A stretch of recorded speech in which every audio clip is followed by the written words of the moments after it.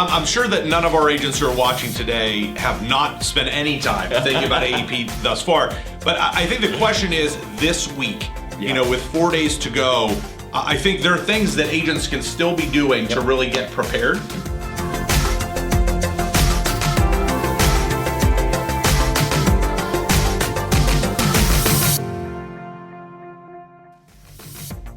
Good morning, insurance agents and senior market. We are 4 days from AEP.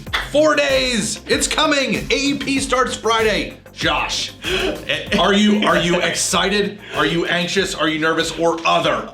Where are your emotions right now? I think it's all of the above and more, I'm sure. I can't believe it's already this week. It's not even that it's a week away anymore. It's Friday, starts AEP. October 1st is really right around the corner. I'm ready. As much as you can be ready for AEP, I think I'm there. Yeah. So it was interesting when we did Insight, our recent virtual conference, and if you haven't seen it, check out our playlist that we've got on our YouTube channel. I ended the Integrity Partner Roundtable with the question of, on 10-1, when you're rolling into the office, what is that last song you want to hear in the car as you're coming in, almost like in a baseball game, your walk-up music?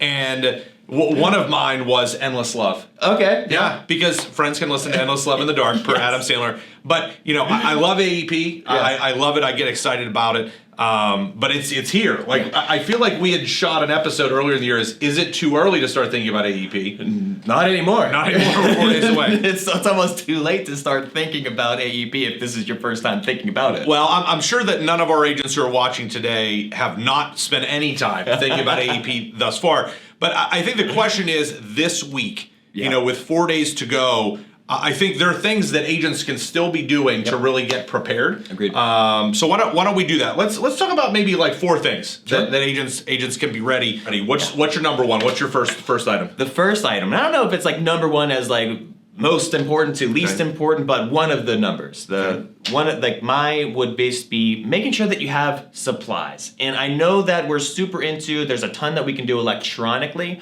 but if things go sour, you always want to be prepared for any type of, catastrophe. And making sure that you have the right supplies and kits available and that you're taking inventory of what kits that you need is definitely going to be imperative this week, because the last thing that you want is to run out of the house and go into an appointment and then you realize that, hey, my phone isn't working or my iPad's out of batteries, I need to write this app and I don't have the kit on hand with me. Well, and there are some consumers that won't do electronic. 100%. There are, and as much as we have organizationally pushed online enrollment tools, whether it's our tool with MedicareCENTER or whether it's carrier, proprietary tools like Lean with United Healthcare or Ascend that a number of carriers use. There's some consumers that are going to be like, get that newfangled technology out of here. They're just not going to do it, even though that group is less and less. Yeah. But we've been doing that sort of supply cleanup here at the office over the course of the last couple of days.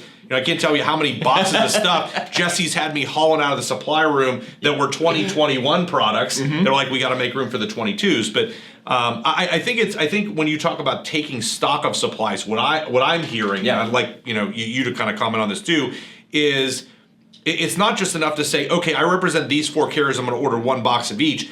It may be that when you look at the market, you're saying, I think I'm going to write 60% Blue Cross and 20% of Aetna and 20% United, or whatever your mix of business is. You got to make sure that you understand what the market dictates you have on hand. Exactly. It's the supply and demand. If you're writing the most, plan ones historically, and you know that plan's going to be, continue to be a good player for you, you want to make sure that you have most of those applications if they're the biggest hitter, if you foresee them being the biggest mover for this year. I think Plan 32 is going to be Plan 32. That's going to be my top product. I laugh sometimes at the plan names. Just a little aside.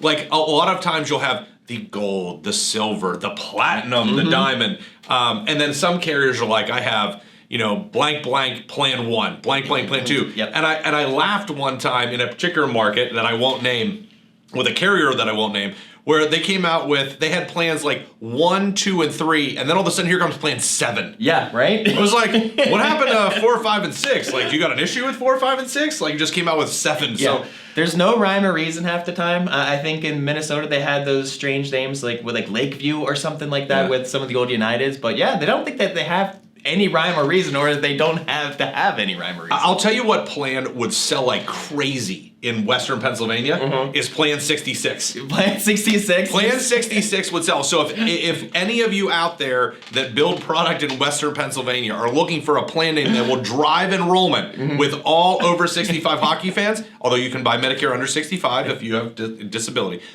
Plan 66 is the way to go. There we go. All right, so I've got one. So I would say number 2 on our list from my perspective is like going the opposite direction for paper enrollments is building profiles of your clients in MedicareCENTER. Oh, absolutely. Yeah. Yeah, I mean, for me, being able to go in ahead of AEP, and you got another 4 days until 10/1. You probably have appointments that start 10/1, 10/2, so on and so forth. But putting in that client data now, when you can't officially meet with people, and you shouldn't be unofficially meeting with people about 2022 product. Just that's the one compliance element of today. I always try to have one. But taking that time to build out all of the client data, putting their drug lists in. Yes. Because what to me what that does is it shortens your appointment time so that you're not spending precious AEP time doing data entry that you don't have to do. Absolutely. And I think that we talk all the time about what we want agents to do when they're on a meeting. You don't want to overload them.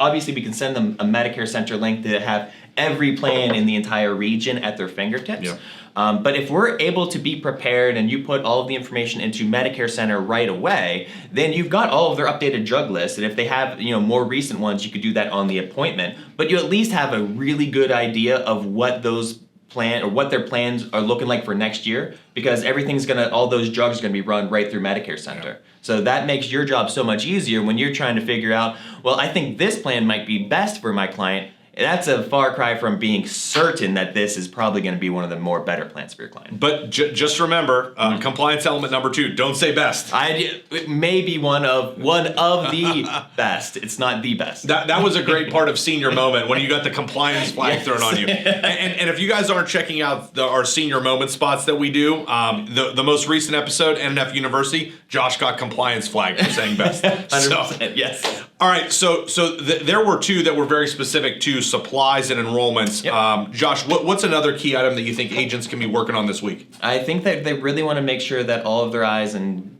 T's are crossed when it comes to understanding the networks that each of these providers have. Okay. So it's one thing to have a pretty good understanding that you think that most of these doctors and networks and hospital systems are going to be with one carrier, but carriers have more than just one type of hospital listing or provider network that they use for multiple plans. So you can't always pair, Allegheny Health Network. I mean, you always can with Allegheny Health Network and Highmark. But there's specific plans that they don't accept, like UPMC on, for instance, or one of the other smaller hospital systems. So you really want to be dialed in and real sure that you have a firm understanding on which hospital system matches with which plan. Yeah, I think that's a really great point, because when we first started doing Medicare Advantage, it was, what is the network? There was one. And then we went through that phase, like early 2010s to like maybe 2017, 2018, where we sent a lot of high value network, like narrow network products. And we saw those. But one of the things that I know that I've seen, and I'm sure you've seen as well in the last couple years, like maybe 2 to 3 years, is you'll get like not really tight networks, but you'll kind of get, it's almost like a Venn diagram when you're laying circles on top of each other. Yeah. That it's still a broader network, but there is some differentiation within certain products and certain networks. Absolutely, yeah, and you just want to make sure, and obviously you have all the tools at your disposal, whether you're online or on MedicareCENTER, to double check the doctor systems. But it's even better if you understand those so that you can answer your clients' questions without having to go to the iPad every time. Yeah, no, I think that's a critical point. That's really good. Yeah. So last one for me is, I think it is really important for agents to understand, do they have membership at risk? Yeah. I'm not talking about, the pirates ships coming in and making them walk the plank. Although I like this in terms of danger. But to me, I know that I've actually done this with my personal business, because I do write Medicare business as well, and I do have clients. But one of the things that I really focus on is I look at my membership and I say, okay, of all the plans that I've got people enrolled in, Are there any of these where the benefit changes were like, do I have groups of people that are more likely to be shopping than others, and prioritizing those to be able to go out and change their plan? Because if I wait on that group, and maybe that somebody else came and took them. Absolutely. And so there's a couple different ways that you can even look at that.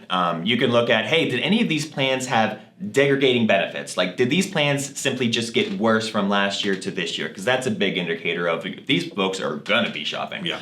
The other indicator is just going to be, did these plans get better? And which of my plans got significantly better? Because that's also gonna be on the other side of the coin, is like, hey, you're on a solid plan right now. But if you take a look at this plan, you may have some better benefits. Not the best benefits. No, don't say best. but you have benefits that may fit the need better for a certain clientele. I feel the fact that we talked about not using superlatives 3 times during this episode, I feel like we get the compliance gold star. Yes, absolutely. Yeah. Which is normally not, we're not super deep on compliance on Near and Far, but that's really good stuff. But I'm really excited. It seems like we've been talking about AEP is coming for months, and now we're 4 days away. But just remember, to all of you out there, all of our senior market agents that we support, we're here for you. Whatever you need, call us, email us, text us, send us, instant messages. Like, hey, if you still got AOL Instant Messenger, find us that way. I don't know if does anyone still use that? I don't think so, but if they did, more kudos to them. Yeah, but we'll find you. We'll find you there anyway. But whatever you need from us, please make sure to hit us up. Josh, any final parting thoughts on AEP is coming? I'm so excited. I mean, like you said before, AEP has been coming. It's seemingly for like the last 6 months. I'm looking forward to like post AEP for like the 2 weeks that AEP is not going to be coming again. But no, I'm super excited for this year. I think it's going to be tremendous, for us and for our agents. And we're like you mentioned, we're here for them. So if you need anything, call, text, email, instant message us. We'll be around. On AOL. Yeah, and I feel like Josh is just committed to a January 3rd episode about, is it too early to start preparing for AEP? Exactly. I don't know that I'll be on that episode. Maybe Josh will shoot it solo. So we will be back with you on Wednesday, September 29th, bright and early at 7 a.m. This is Josh. I'm Bill. This has been Near and Far. We'll see you Wednesday.